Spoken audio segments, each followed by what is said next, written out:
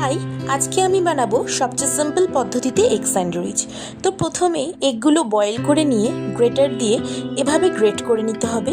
এরপর ওর মধ্যে আগে থেকে কেটে রাখা পেঁয়াজ ক্যাপসিকাম কুচি দিয়ে এক এক করে oregano, chilli flakes, black pepper, mayonnaise আর সামান্য নুন দিয়ে ভালো করে ডিমগুলোর সাথে মিশিয়ে নিতে হবে। যত ভালো করে জিনিসগুলো ডিমগুলোর সাথে মিশবে তত ভালো একটা ক্রিমি টেক্সচার তৈরি হবে। আমি দেখিয়ে দিচ্ছি, এরকম টাইপের একটা ক্রিমি ফিলিংস তৈরি হবে। তারপরে স্যান্ডউইচ মেকারটাকে প্রি হিটে বসিয়ে দিতে হবে।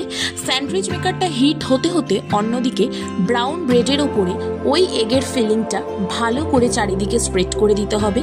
যত ভালো করে বেশি করে ফিলিংটা চারিদিকে স্প্রেড করা হবে, স্যান্ডউইচ কিন্তু খেতে ততই স্বাদের হবে।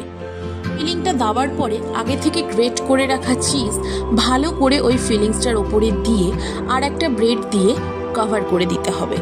অন্যদিকে একটা ছোট বাটিতে একটু বাটার মেল্ট করে নিয়ে আগে থেকে প্রিহিটে বসানো স্যান্ডউইচ মেকারটার ওপর নিচে ভালো করে ওই বাটারটা ব্রাশ করে দিতে হবে। তারপর ওই বাটারটাকেই রেডি করে রাখা ব্রেডগুলোর ওপরে ভালো করে ব্রাশ করে দিতে হবে।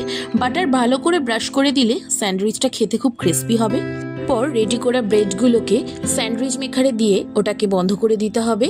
আমি এখানে 2টো করে ব্রেড দিয়েছি, তোমরা চাইলে একটা করে ব্রেডও দিতে পারো। এই যে রেডি হয়ে গেছে আমাদের সবচেয়ে সিম্পল পদ্ধতিতে এগ স্যান্ডউইচ। এই স্যান্ডউইচটা সন্ধেবেলার স্ন্যাক্সের জন্য একদম পারফেক্ট। দেখতেই পাচ্ছ কতটা জুসি হয়েছে ভেতরের ফিলিংসটা। তো রেডি আমাদের সিম্পল পদ্ধতিতে এগ স্যান্ডউইচ।